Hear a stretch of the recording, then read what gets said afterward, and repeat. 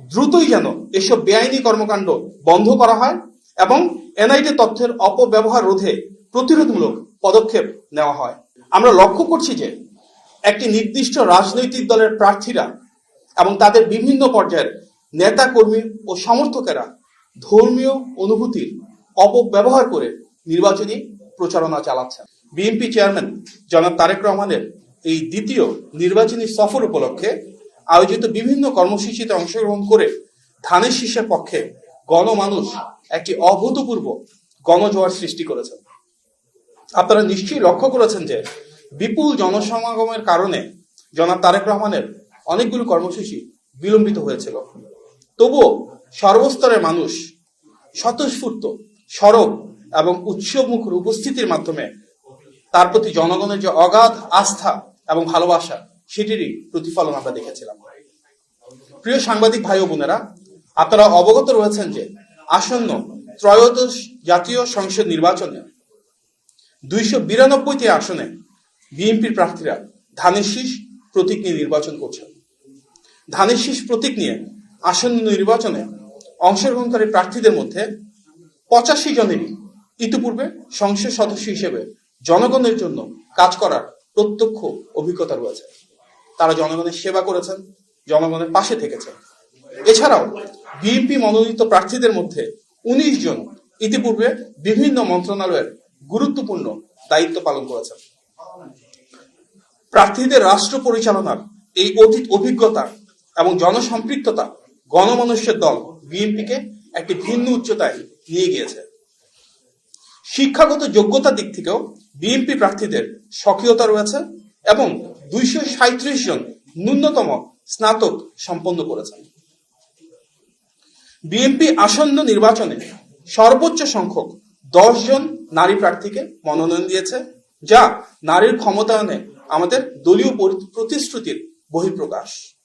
ইনশাল্লাহ এই সংখ্যা আগামী দিনে আরো বাড়ানোর জন্য আমরা দৃঢ়ভাবে অঙ্গীকারবদ্ধ। আপনারা অবগত আছেন যে দেশের অর্ধেক জনগোষ্ঠী নারী হওয়া সত্ত্বেও একজন নারীকেও মনোনয়ন দেয়নি এমন রাজনৈতিক দল রয়েছে, যা হতাশাজনক ও দুঃখজনক। বিগত ফ্যাসিস্ট আমলে সবচেয়ে বেশি গুম, খুন, নিপীড়ন, হামলা, মামলা এবং নির্যাতনের শিকার হয়েছে যে দলটি, সেটি বিএনপি। স্বাভাবিকভাবেই বিএনপির মনোনীত প্রার্থীদের মধ্যে ফ্যাসিস্ট দ্বারা সবচেয়ে বেশি যারা নির্যাতিত হয়েছেন ওনাদের আধিক্য রয়েছে।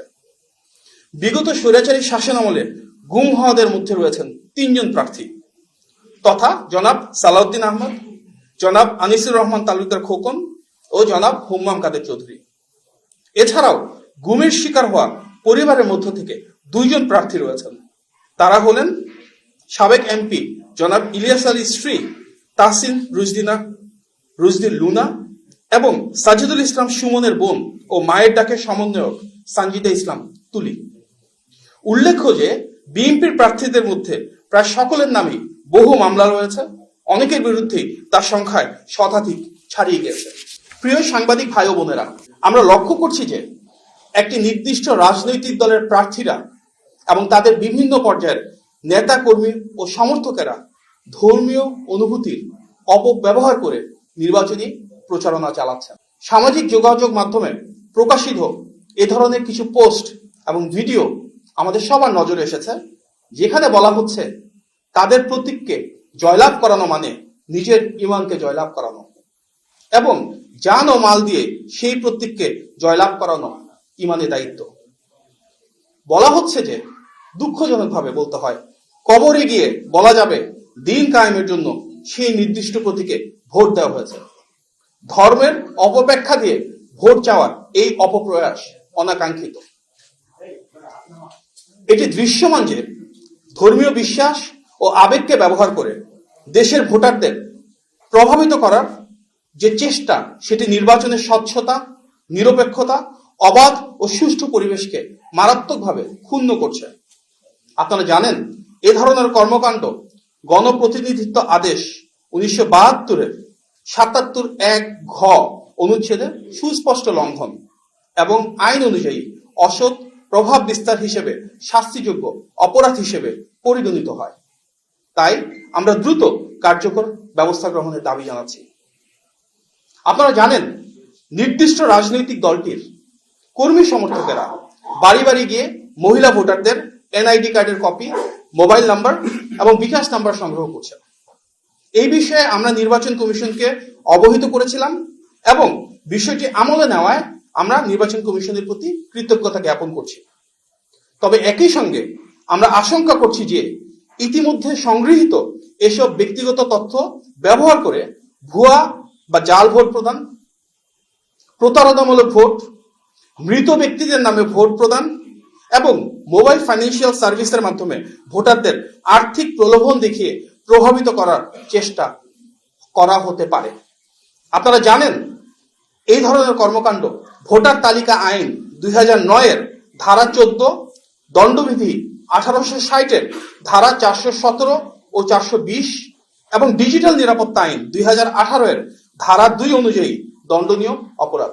তাই আমরা নির্বাচন কমিশনকে অনুরোধ জানাই, দ্রুতই যেন এসব বেআইনি কর্মকাণ্ড বন্ধ করা হয় এবং এনআইডি তথ্যের অপব্যবহার রোধে প্রতিরোধমূলক পদক্ষেপ নেওয়া হয়।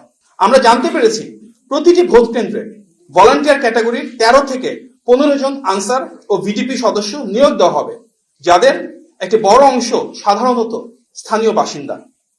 স্থানীয়ভাবে বসবাসকারী অনেকেই বিভিন্ন রাজনৈতিক দলে সম্পৃক্ত থাকায় তাদেরকে নির্বাচনী দায়িত্ব পালনে নিয়োগ করা নিরপেক্ষতার প্রশ্ন তোলে বলে আমরা মনে করি।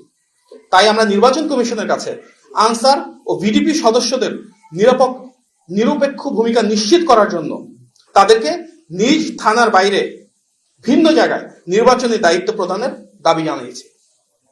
প্রিয় সাংবাদিক ভাই ও বোনেরা, আজকের এই সংবাদ সম্মেলনে উপস্থিত হওয়ার জন্য আপনাদের সবাইকে আন্তরিক ধন্যবাদ এবং কৃতজ্ঞতা জানাই। আপনারা সবাই ভালো থাকবেন। আল্লাহ হাফেজ। আসসালামু আলাইকুম। Next level, well done, side by side, Fridge.